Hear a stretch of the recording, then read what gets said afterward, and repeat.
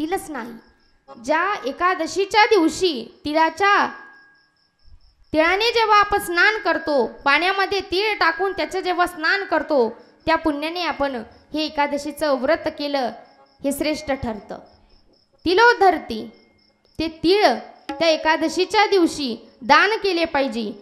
तिलहोमी, त्या तिळाचा होम केला पाहिजे. तिलोदकी, ते तीळ प्राशन देखील केले पाहिजे. आणि तिल दान केल्यानंतर, ते प्राशन केल्यानंतर ही षटतिला एकादशी आपल्याला पावन ठरते आणि आपल्या पापाचा नाश करते.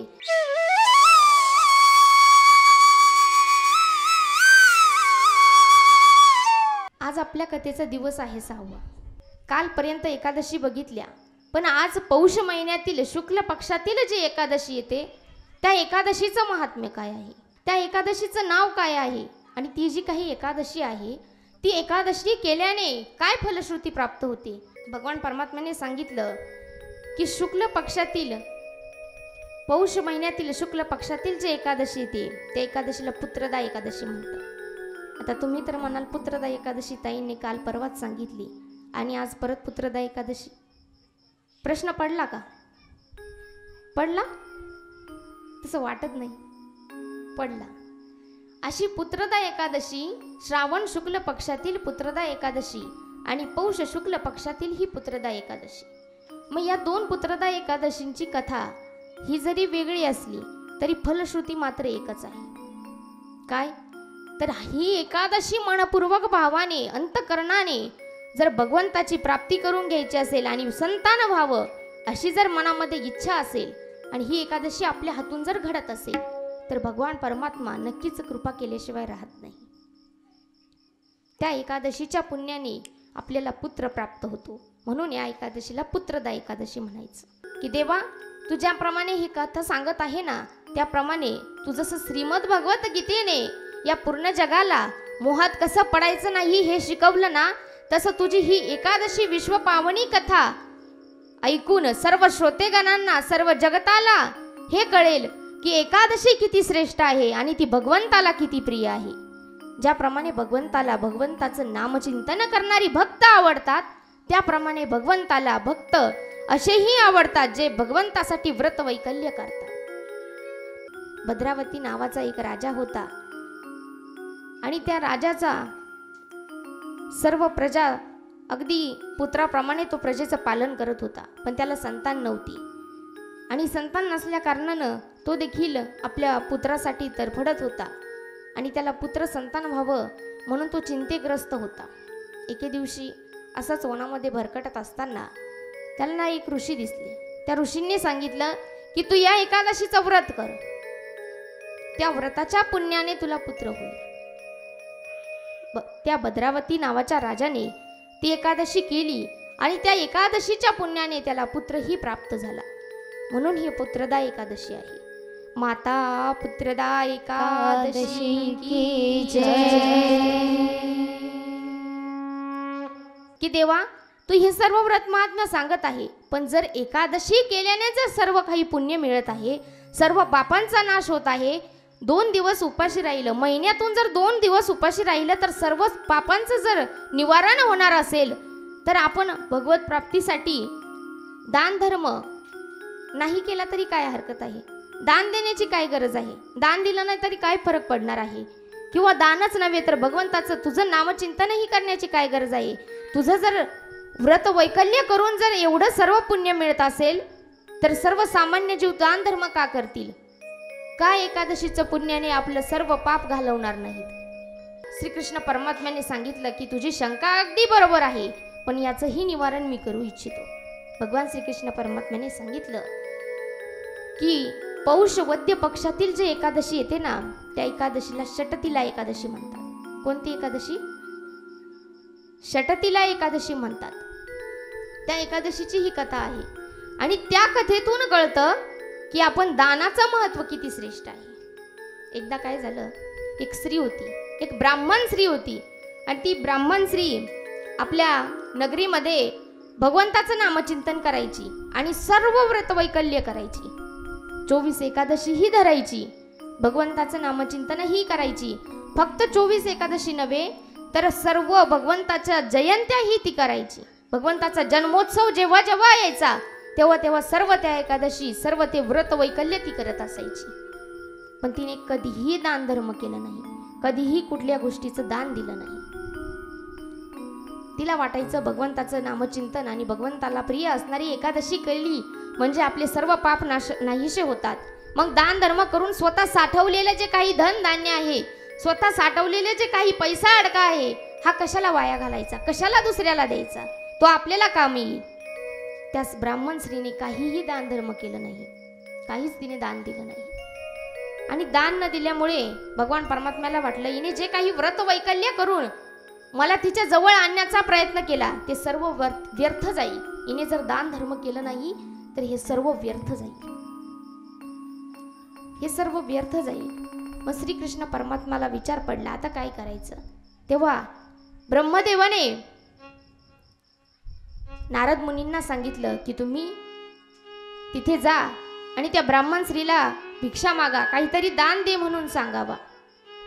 आणि तिथे गेल्यानंतर जेव्हा दान मागितलं त्या ब्राह्मण स्त्रीने सांगितलं इथून चालते व्हा, मी तुम्हाला काही दान धर्म करणार नाही, काहीही दान देणार नाही. त्या ब्राह्मण स्त्री ओरडू लागल्या मी काही दान देणार नाही. पण नारद मुनी ब्राह्मण रूपात त्या ठिकाणी भिक्षा मागण्याकरता आले होते. नारद मुनी त्या ठिकाणून हलले नाही. ते म्हणाले माता माऊली असं करू नका, तुमच्याकडे भिक्षुक आलेला आहे आणि तुम्ही दान द्या. तरीही त्या माईने सांगितलं मी काहीही तुला दान देणार नाही, या ठिकाणाहून तू चालता हो, अगदी तुझा या ठिकाणी प्राण जरी गेला ना तरी मी तुला दान देणार नाही असं त्या माईने सांगितलं. तरीही भगवान परमात्म्याने सांगितलेल्या त्या नारद मुनींनी तिथून पाय काढला नाही. नारद मुनी त्याच ठिकाणी विराजमान राहिले, त्याच ठिकाणी थांबले. शेवटी त्या ब्राह्मण स्त्रीला वाटलं यांना बाहेर काढून द्यायचंय म्हणून ती घरात गेली आणि एक मातीची पिंड आणली, भोळे शंकरांची एक पिंड आणली आणि ती पिंड दान म्हणून त्या झोळीत टाकली. नारद मुनींनी ती घेतली. त्या ब्राह्मण रूपात नारद मुनी आलेले होते, त्यांनी ती घेतली आणि त्या ठिकाणाहून निघून गेले. काही दिवसानंतर तिचा मृत्यू झाला आणि एकादशीच्या पुण्याने ती स्वर्ग लोकात गेली. एकादशीचं पुण्य इतकं श्रेष्ठ आहे की फक्त एकादशी जरी केल्या तरी स्वर्गवास आपल्याला मिळतो. आणि ते एकादशीच्या पुण्याने तिला स्वर्गाची प्राप्ती झाली. ती स्वर्गामध्ये राहू लागली आणि तिचं एक पुण्य फळाला आलं की तिने दान म्हणून एक मातीची पिंड दान दिली होती आणि त्या पिंडीच्या दानामुळे तिला स्वर्गामध्ये एक मातीचं घर राहायला मिळालं. तिला ते अगदी मनपूर्वक तिच्या मनासारखं तिला घर मिळालं. तिला हवं तेवढी जागाही त्यामध्ये होती. पण तिने ते दार जेव्हा उघडलं, आतमध्ये जेव्हा गेली तेव्हा आतमध्ये गेल्यानंतर पाहिलं तर त्या घरामध्ये कुठलीही वस्तू नव्हती, कुठलेही धनधान्य नव्हतं, काहीही त्या घरामध्ये नव्हतं.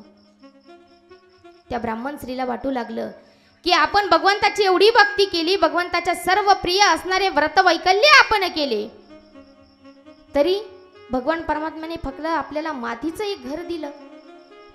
त्या ब्राह्मण स्त्रीला वाईट वाटलं. ब्राह्मण स्त्री धावत पळतच ब्रह्मदेवाकडे गेली. ब्रह्मदेवाकडे गेल्यानंतर ब्रह्मदेवांना विचारू लागली की तुमचे भगवत भक्ती करून एवढंच मला मिळालं, भगवत भक्तीचं एवढंच फळ मला मिळालं असं म्हटल्यानंतर ती ब्राह्मण स्त्री तिकडे आक्रोश करू लागली. ब्रह्मदेवतेने सांगितलं तुझं पुण्य समज, नारद मुनी तुझ्या दाराजवळ आली आणि नारद मुनींनी तुझ्याकडून दान म्हणून ती मातीची पिंड घेतली म्हणून तुला हे या ठिकाणी मिळत आहे. तू माझ्यासाठी सर्व व्रत वैकल्य पूर्ण केली पण आयुष्यभरामध्ये कधीही दान धर्म केला नाही आणि दान धर्म केला नाही ना म्हणून तुला हे सर्व मिळत आहे. दान जर केलं असतं तर तू यापेक्षाही सुखात राहिली असती. तिला वाईट वाटू लागलं. याच्यावरती आता पर्याय काय? ती काळजी करू लागली. दान फार श्रेष्ठ आहे. प्रेम से बड़ा कोई धर्म नहीं, प्रेम से बड़ा कोई धर्म नहीं, दान से बड़ा कोई कर्म नहीं. प्रेम से बड़ा कोई धर्म नहीं, दान से बड़ा कोई कर्म नहीं. हर दानी देने वाला एक संत होता है, हर दानी देने वाला एक संत होता है, और जो संत बनते हैं उनके लालच का भी अंत होता है. दान देणं फार श्रेष्ठ. आणि त्या माता माऊलीला जेव्हा श्री विष्णू परमात्म्याने हे सांगितलं की तू दान धर्म केला नाही ना, म्हणून आज तुझी ही अवस्था आहे, तू दान धर्म करायला हवं होतं. भगवान परमात्मा म्हणू लागला, तू जे काही म्हणत आहे ना दान धर्म मी केलं नाही, पण तुझे जे काही एकादशीचे व्रत आहेत, जी काही व्रत वैकल्य आहे ती सर्व मी केली. उपवास पारणे राखीला दारवंटा, केला भोगवटा आम्हा लागी, सर्व उपवास मी केली, तरी भगवंता तुझी माझ्यावर कृपा नाही. भगवान विष्णू परमात्म्याला ती नमन करू लागली, प्रार्थना करू लागली की यातून मला आता काहीतरी उपाय सांगावा, हे सर्व जे काही घडलेलं आहे यातून काहीतरी उपाय मला द्या. ती उपाय मागू लागली. ते म्हणतात ना, या मुखामध्ये जर भगवंताचं नाम नसेल तर हे मुख काय कामाचं, या शरीरामध्ये जर प्राण नसेल तर हे शरीर काय कामाचं, भाजीमध्ये जर मीठ नसेल तर भाजी काय कामाची. त्याप्रमाणे देवा तुमचं व्रत वैकल्य करून देखील मला जर इतकंच पुण्य मिळालं तर व्रत वैकल्य करून देखील काय उपयोग झाला. ती इतकं बोलू लागली, तिला वाईट वाटलं. भगवान परमात्म्याने सांगितलं, तुला अजूनही तुझी चूक लक्षात आली नाही, तरी ती तसंच बोलत होती. शेवटी तिच्या लक्षात आलं की आपण भगवान परमात्म्याच्या समोर बोलते, जे काही होतं ना ते त्याच्या सत्तेशिवाय होतं, त्याच्या इच्छेने होतं आणि त्याच्या कृपेनेच होतं, आणि आपण तेच करत नाहीत. ती भगवंताला म्हणू लागली की देवा कृपा करा, यावरती मला पर्याय सांगा, यावरती निर्णय सांगा. भगवंताने सांगावं की ठीक आहे, मी तुला एक त्याच्यावरती कृपा आशीर्वाद म्हणून एक गोष्ट सांगतो. तू घरामध्ये जा, त्या मातीच्या घरामध्ये जा, तिथे गेल्यानंतर तुझ्या दाराची कडी लावून घे, तिथे आतमध्ये जाऊन तू बस. काही देव कन्या त्या ठिकाणी येतील आणि त्या ठिकाणी आल्यानंतर तू त्यांना घरामध्ये घेऊ नको, त्यांना षटतीला एकादशीचं व्रत महात्म्य सांगायला सांग. ते व्रत महात्म्य तू जर ऐकलं तर तू यातून मुक्त होशील. आणि भगवान परमात्म्याने हे सांगितल्यानंतर तिने देखील ते व्रत महात्म्य ऐकून घेण्याची जिज्ञासा बाळगली, आपल्या घरी गेली, दार बंद केलं आणि त्या ठिकाणी देवकन्यांची वाट बघू लागली.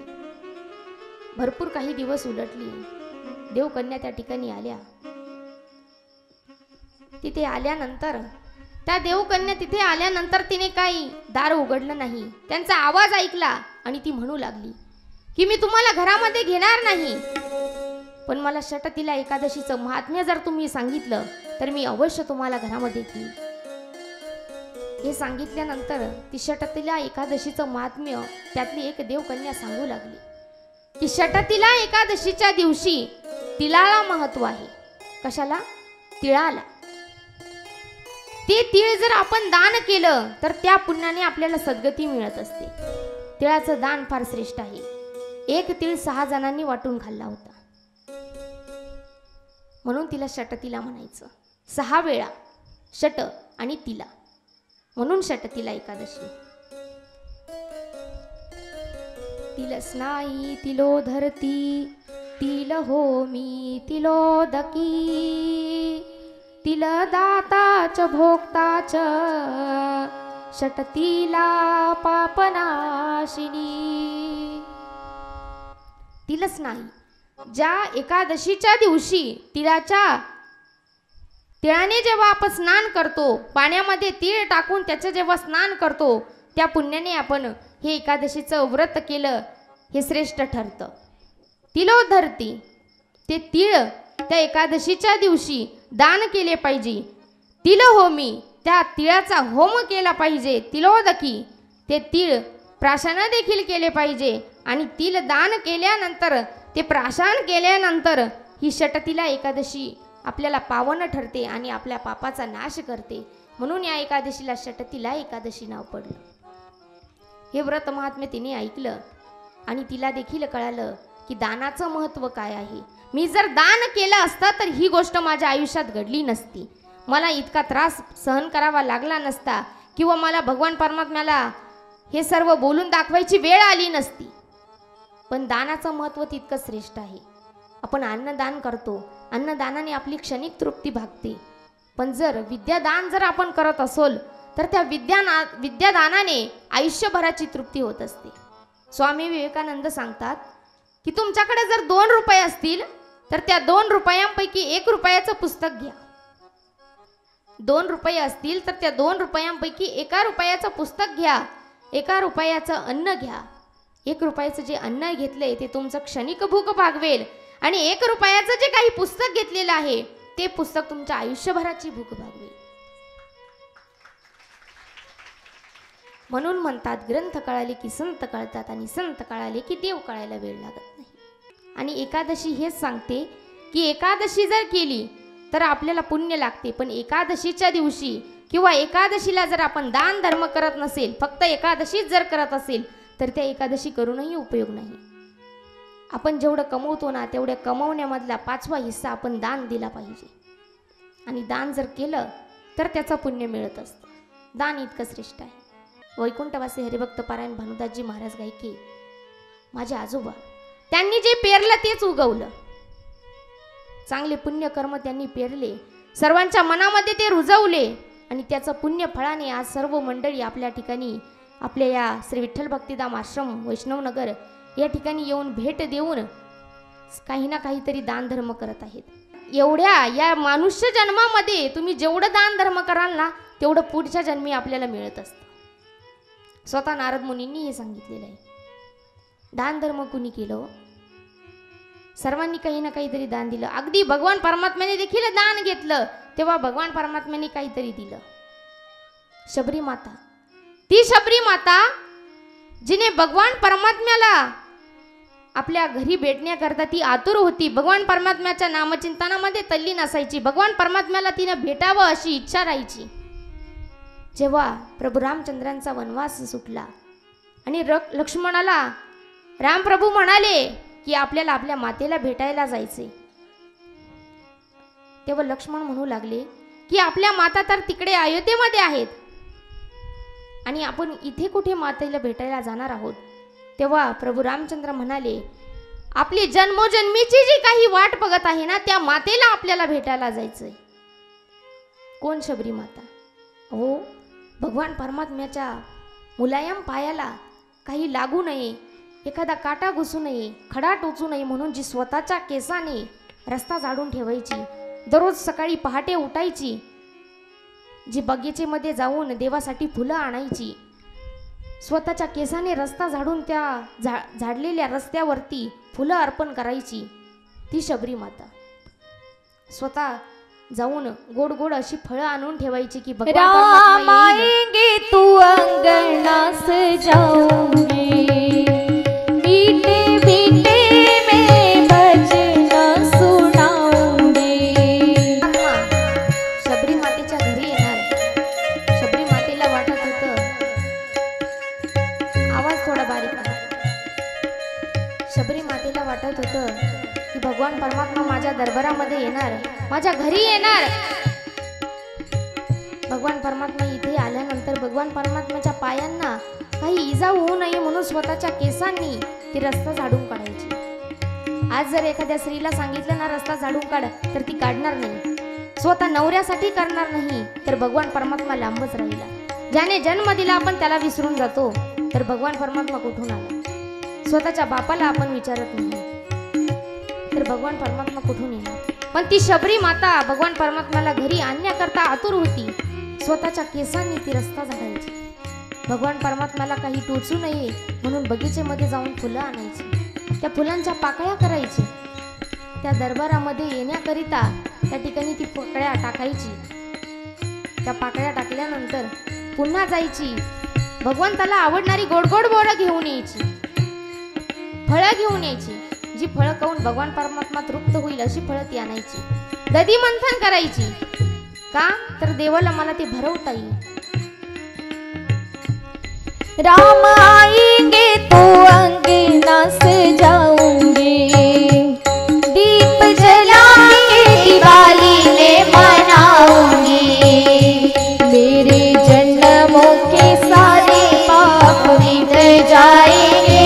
राम आएंगे मेरे झोपड़ी के बाग आज खुल जाएंगे. राम आएंगे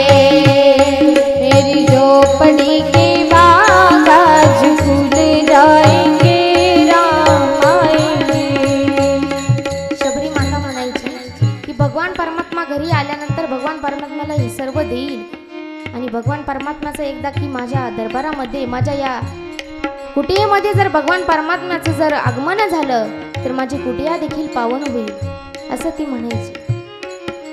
अतिशय भगवंताची लालसावलेली ती शबरी माता भगवंताला आळवण्याचा प्रयत्न करायची. ती आतुरतेने वाट बघवायची, भगवान परमात्मा कधी येणार, कधी येणार. आतुरलेली शबरी माता भगवंताची वाट बघायची, भगवंताला आळवायची की आता परमात्मा येणार.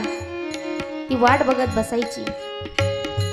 राम झूलेंगे तो पालना झूलाऊंगी, राम झूलेंगे तो पालना झूलाऊंगी, मीठे मीठे में भजन सुनाऊंगी, मीठे मीठे में भजन सुनाऊंगी, मेरी जिंदगी के सारे दुख मिट जाएंगे,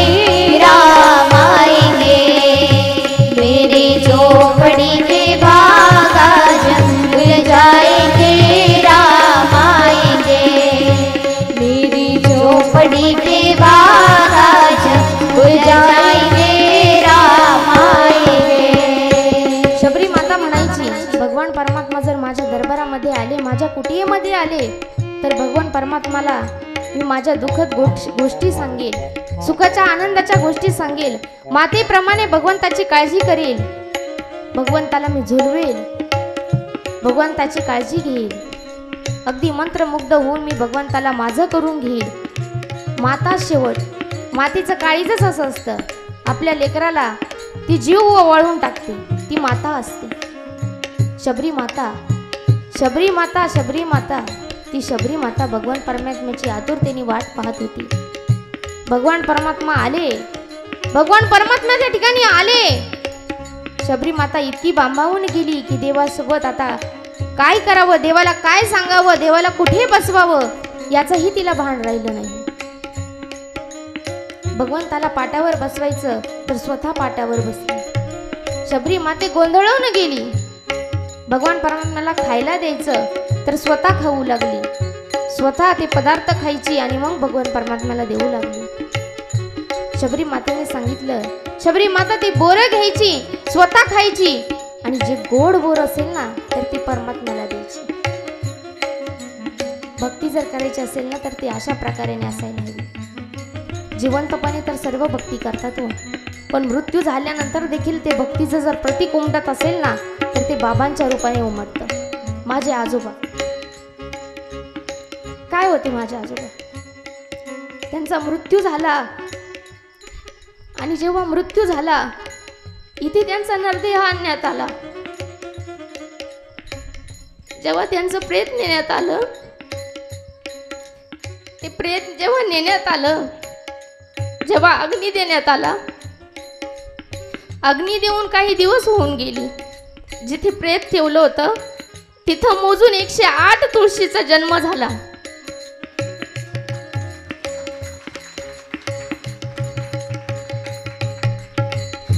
आम्ही महाराज म्हणायचो त्यांना, महाराज म्हणून हाक मारायचो. बाबा म्हणण्याची कधी वेळ आली नाही, म्हणावं वाटलं नाही, कारण त्यांनी महाराज अशी पदवी मिळवली होती की आम्हीच नव्हे तर सर्व लोकांना ते आपलेसे करायचे. आज त्यांच्याच पुण्याने ही सर्व गर्दी जमली. हा भव्य दिव्य कार्यक्रम देखील त्यांच्याच माध्यमातून घडतोय. आजही आठवतं की माझं नाव बाबांनी ठेवलंय शरयू. मी एक दिवस विचारलं माझं नाव शरयू का ठेवलं. महाराजांनी मला उत्तर दिलं होतं की शरयू हे नाव याकरता ठेवलं की ती सतत प्रवाहाच्या दिशेने वाहत असते, तिला कधी विराम मिळू नये म्हणून तुझं नाव शरयू ठेवलं. मेरा जन्म सफल हो जाएगा, मेरा जन्म सफल हो जाएगा, तन झूमेगा और मन गीत गाएगा, गाएगा और मन गीत गाएगा, मेरा जन्म सफल हो और मन गीत गाएगा। प्यारी प्यारी राधे प्यारी श्याम संग आएंगे राम आएंगे। मेरे झोपड़ी के बाग आज झूल जाएंगे राम आएंगे। मेरे झोपड़ी के बाग आज झूल जाएंगे राम आएंगे राम आएंगे।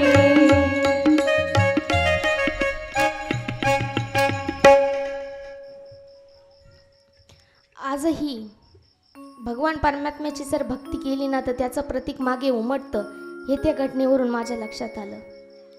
बाबांची भक्ती इतकी श्रेष्ठ होती की त्यांच्या गेल्यानंतर देखील आज सर्व मंडळी या ठिकाणी आपली भेट दाखवत आहेत, आपली उपस्थिती दाखवत आहे। नवे नवे घोडे गावच नव्हे तर जवळपास त्यांची ज्या ज्या गावी कार्यक्रम झाली तिथून देखील मंडळी आपल्या कार्यक्रमाला भेट देत आहेत।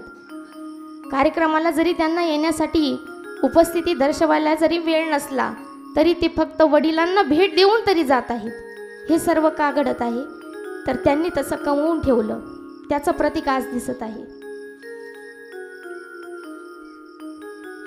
भगवान परमात्मा जेवढा गोड आहे ना तेवढं या जगतामध्ये काही गोड नाही, हे त्यांनी आम्हाला शिकवलं। अगदी शबरी माता देखील प्रभू रामचंद्रांचं देखील असं नामचिंतन करायची, देव माझ्या घरी आल्यानंतर मी असं करेल तसं करेल। शबरी मातेला देखील भगवान परमात्म्याची आतुरतेने वाट बघण्याची सवय झाली होती। भगवान परमात्मा त्या ठिकाणी आले आणि मंत्रमुग्ध होऊन झाले। शबरी मातेला पाहून ते देखील प्रसन्न झाले।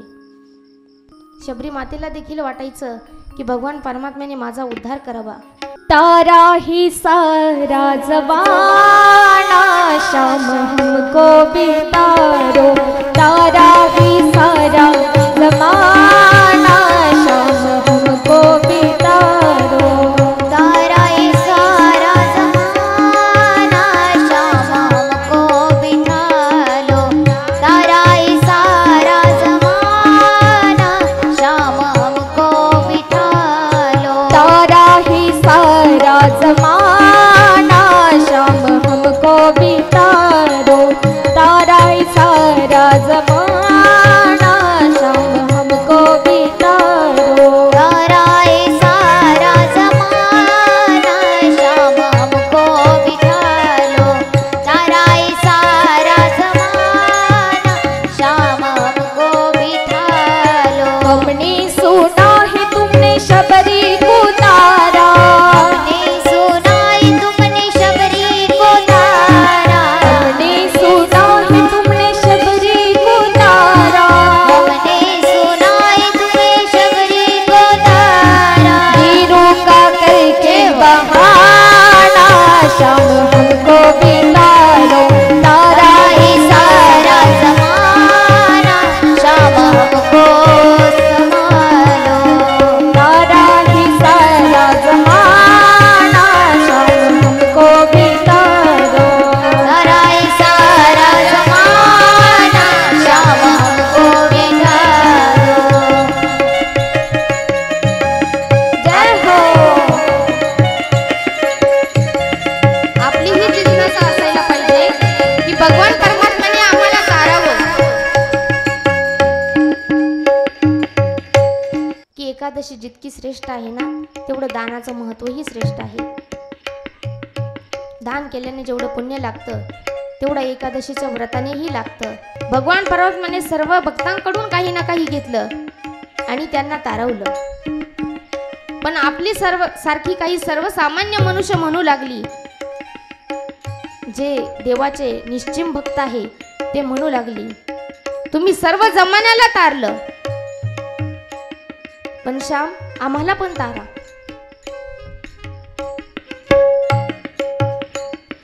हमने सुना है तुमने सुदामा को तारा। हमने सुना है तुमने सुदामा को तारा। हमने सुना है हमने सुना है तुमने सुदामा को तारा। का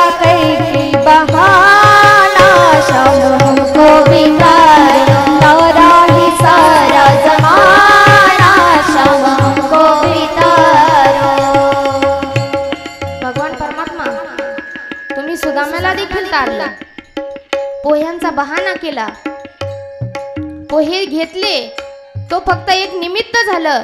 भगवान परमात्मा तुम्ही सुदाम्याचा उद्धार केला. जे भगवत भक्तीमध्ये खरंच तल्लीन असतात, जे भगवत प्राप्तीसाठी खरंच आतुरतेने वाट बघत असतात, भगवंताने आपली भेट घ्यावी, भगवंताने आपल्याला दर्शन द्यावं, या गोष्टीसाठी जे आतुर असतात ना, त्यांच्या हृदयामध्ये फक्त भगवान परमात्म्याचं चिंतन असतं, सतत भगवान परमात्म्याचं नामचिंतन असतं. भगवान परमात्म्याला आपलंसा करून घेण्यासाठी सर्व काही गोष्टी ते करत असतात, त्याला आवडणारे सर्व करत असतात. त्याचे ग्रंथ वाचन ते चालू असतं, सर्व काही गोष्ट करत असतात.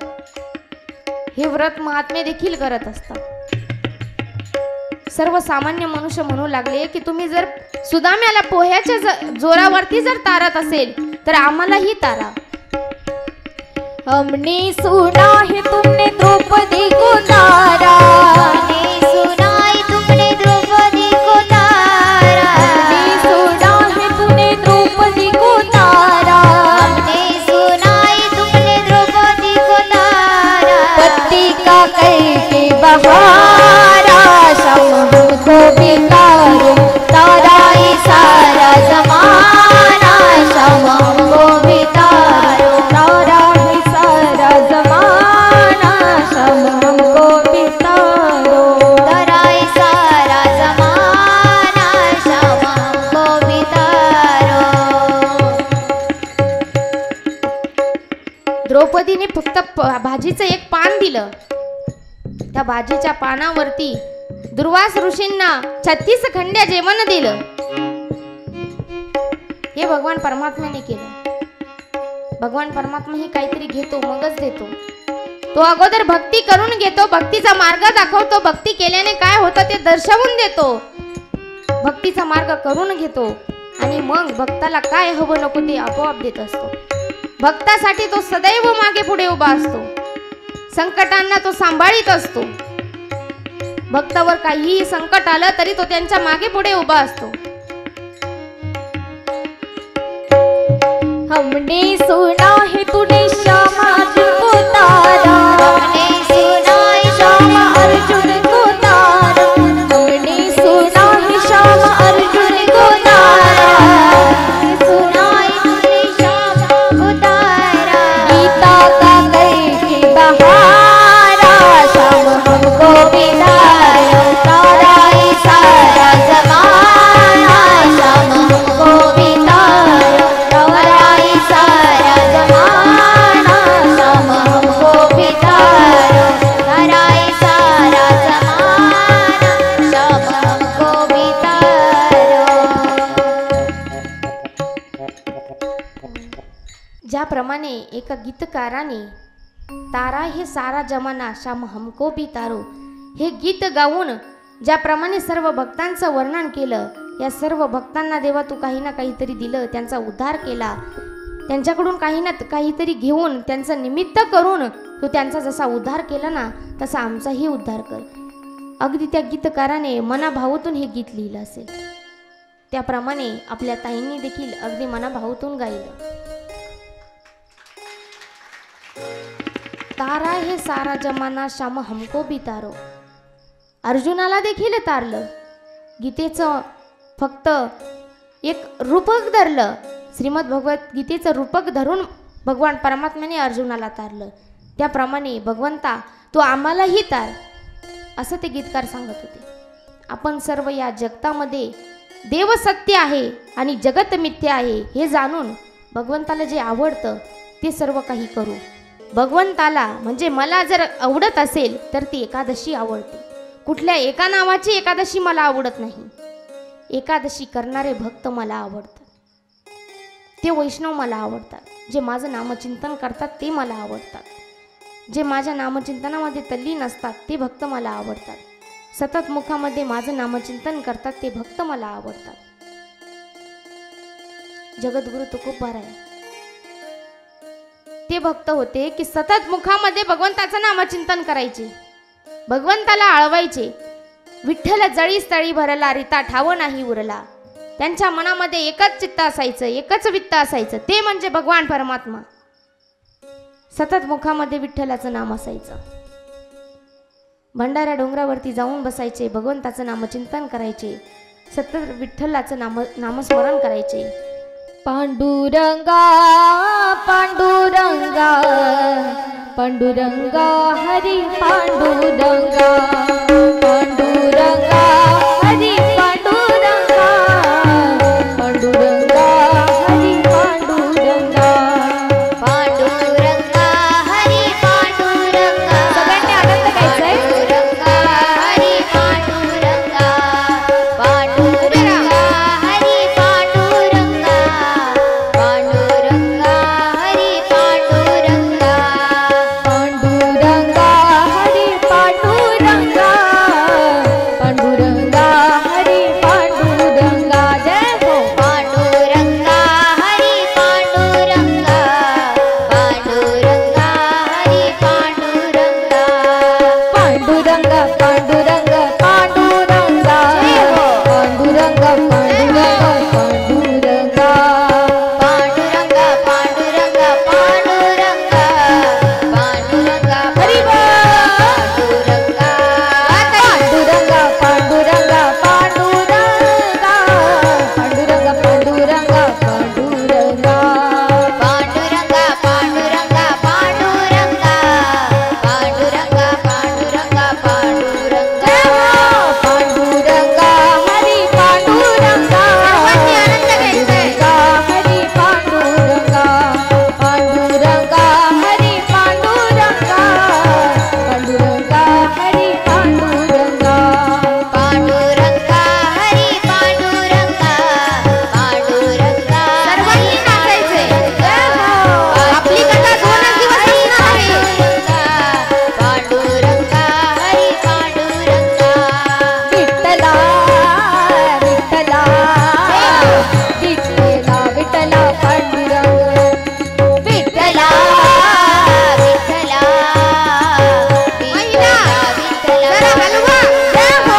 विठ्ठला विठ्ठला विठ्ठला विठ्ठला पांडुरंग विठ्ठला विठ्ठला विठ्ठला विठ्ठला पांडुरंगा आज तरुण रक्त कमी पडतंय. हरी पांडुरंगा पांडुरंगा हरी पांडुरंगा पांडुरंगा हरी पांडुरंगा पांडुरंगा हरी पांडुरंगा पांडुरंगा हरी पांडुरंगा पांडुरंगा हरी पांडुरंगा पांडुरंगा हरी पांडुरंगा पांडुरंगा हरी पांडुरंगा विठ्ठला विठ्ठला विठ्ठला विठ्ठला पांडुरंग विठ्ठला विठ्ठला विठ्ठला विठ्ठला पांडुरंग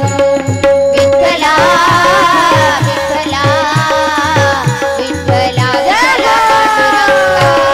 विठ्ठला पांडुरंगा विठ्ठला विठ्ठला पांडुरंगा आज या ठिकाणी सर्वांनी आनंद घ्यायचा आहे. आपल्या कथेला दिवस राहिले 2.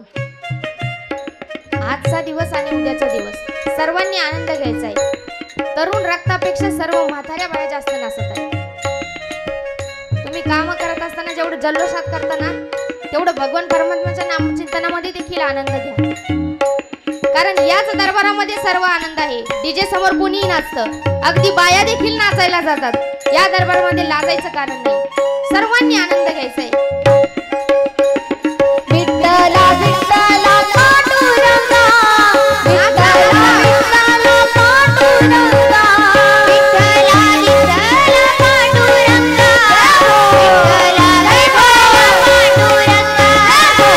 विठ्ठला विठ्ठला पांडुरंगा विठ्ठला विठ्ठला पांडुरंगा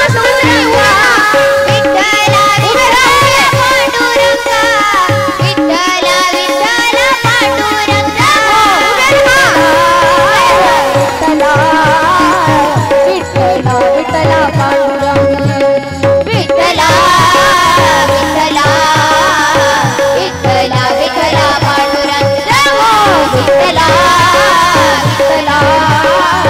विठ्ठला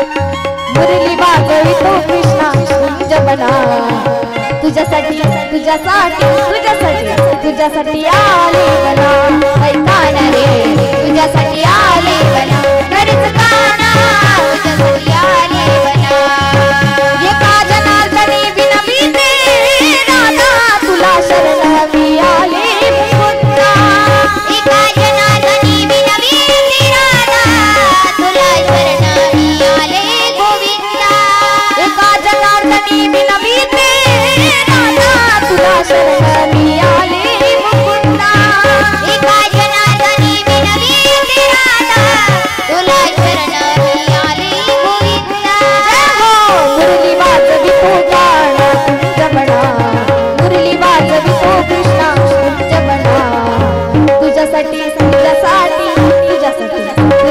आली म्हणा ऐकाना रे तुझ्यासाठी आली म्हणा गरज काना तुझ्यासाठी आली म्हणा मुळीच नव्हतं रे काना मुळीच नव्हतं रे कृष्णा माझ्या मना तुझ्यासाठी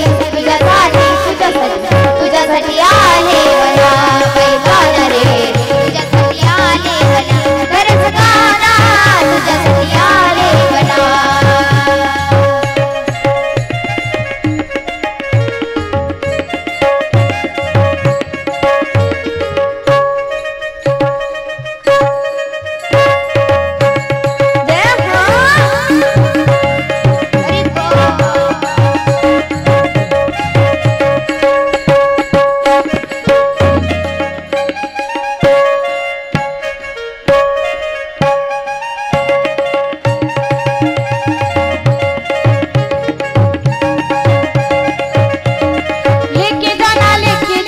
हरी बोल लेके जाना प्रभु का नाम थोड़ा थोड़ा लेके जाना हरि का नाम थोड़ा थोड़ा लेके जाना हरि का नाम थोड़ा थोड़ा ओ लेके जाना रे लेके जाना रे लेके जाना रे लेके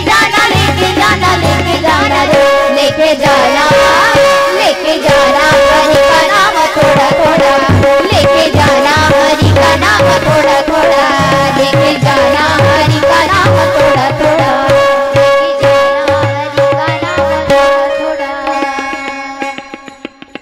अतिशय सुंदर अशा प्रकारे सर्वांनी मंत्रमुग्धपणे अगदी आनंद घेतला. मन मोकळी एकादशी आठवली मला. जशी त्या आजीने मन मोकळी एकादश केली ना त्या प्रकारे या ठिकाणी मन मोकळे सर्वांनी आनंद घेतला. श्री विश्व पावनी एकादशी महात्म्य कथा विश्वाला पावन करणारी आहे हे या घटनेवरून कळतं की श्री विश्व पावनी एकादशी महात्म्य कथेच्या नुसत्या श्रवणाने जर आपल्या सर्व श्रोते सज्जनांना जर आनंद होत आहे, आनंद घ्यावा असं होत आहे, तर ही विश्व पावनी एकादशी महात्म्य कथा ही विश्वाला पावन करणारी आहे हे त्यातून सिद्ध होतं. एकदा काय झालं, माझं कीर्तन होतं आणि त्या कीर्तनामध्ये मी सर्व काही कथन करत होते आणि बोलत असताना एक जण मध्येच उभा राहिला आणि मला म्हणाला, ताई एक प्रश्न पडलाय. तो हिंदी मध्ये बोलायचा. दीदी जी मेरा एक सवाल है, क्या मैं पूछ सकता हूँ? आता मी म्हटलं बाबा तर हिंदीत बोलतायत, काय विचारतील काय माहीत. म्हटलं विचारा, आपणही महाराज आहे. म्हटलं विचारा. त्यांनी मला विचारलं, इस ब्रह्मांड में सबसे बड़ा कौन है, सबसे बड़ी चीज कौन थी? मैंने कहा इस ब्रह्मांड में सबसे बड़ी चीज पृथ्वी है. उसने मुझे कहा पृथ्वी काहे की बड़ी, वो तो शेषनाग के माथे पे खड़ी.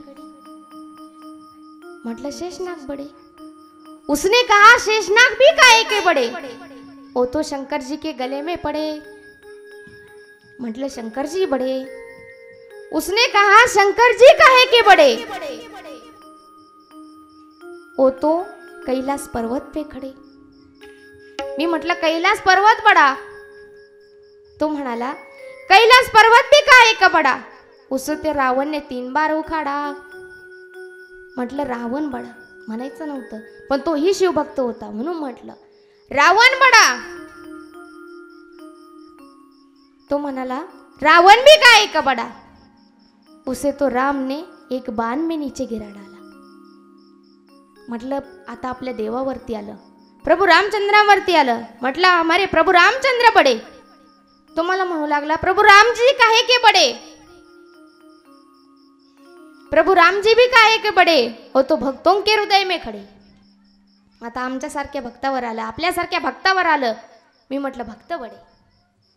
तो म्हणायला लागला, भक्त भी काहे के बडे, भक्तों के कीर्तन में मैं खड़े, भक्तों का कीर्तन बंद पड़े, इसलिए दुनिया में सबसे बड़े हम ही बडे.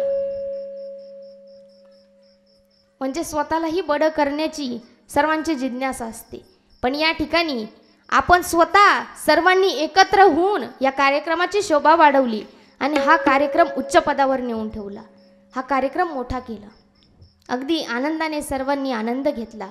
आपली ही चालू असलेली विश्वपावनी एकादशी महात्म्य कथा आणि एकादशी महात्म्य कथेत चालू आलेला हा प्रसंग आणि त्या प्रसंगी समयी आपण सर्वांनी घेतलेला आनंद या कार्यक्रमाची शोभा वाढवतो. या कलियुगामध्ये सर्वांचा उद्धार होण्यासाठी फक्त हरीचं नाम महत्त्वाचं आहे. इथे भेदभाव नाही. हे सर्व कथे कशाचं प्रतीक आहे तर भगवान परमात्मा म्हणतो, कलियुगी उद्धार हरीच्या नामी. या कलियुगामध्ये हरीच्या नामानेच उद्धार होतो. या ठिकाणी नर नारी भेद नाही. सकळांसी येथे आहे अधिकार, कलियुगी उद्धार हरीच्या नामी. सकळांसी येथे आहे अधिकार, सकळांसी येथे आहे अधिकार, सकळांसी येथे आहे अधिकार, सकळांसी येथे आहे अधिकार.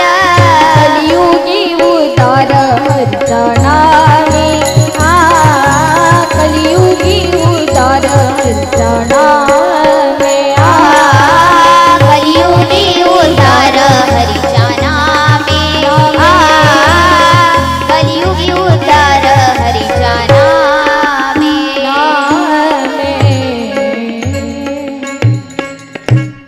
सकाळांचे येथे आहे अधिकार, कलियुगी उद्धार हरीच्या नामी. हरीच्या नामाने या कलियुगामध्ये देखील उद्धार होतो. आज आपल्या कथेचा 6वा दिवस. उद्या कथेची सांगता होईल. त्याचबरोबर आपला आत्ता वेळही होत आलेला आहे. आपण राहिलेल्या कथा ह्या उद्याच्या भागामध्ये बघू. तरी जे आरतीच्या यजमानांची सकाळी नावं घेण्यात आली त्या यजमानाने या ठिकाणी उपस्थित राहायचंय. सर्वांनी पुढे यायचंय. आपण लगेचच आरतीला सुरुवात करणार आहोत. कर्पूर गौरम